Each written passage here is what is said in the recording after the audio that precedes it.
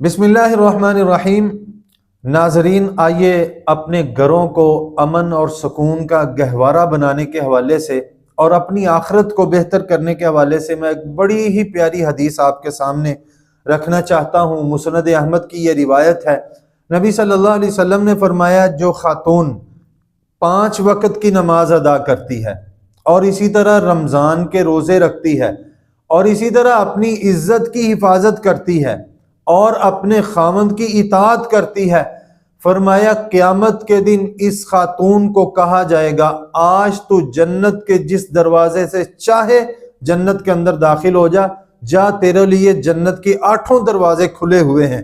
تو اگر کوئی خاتون دنیا کے اندر اپنے خاوند کی اطاعت کرتی ہے، اپنے خاوند سے محبت کرتی ہے، اس کی بات مانتی ہے، تو یقین کر لیں ایسا گھر دنیا کے اندر بھی امن، سکون اور محبت کا گہوارہ بن جاتا ہے، اور کل قیامت کے دن بھی ایسی خاتون کے لیے نبی صلی اللہ علیہ وسلم کے اس فرمان کے مطابق بڑا ہی اعزاز ہوگا۔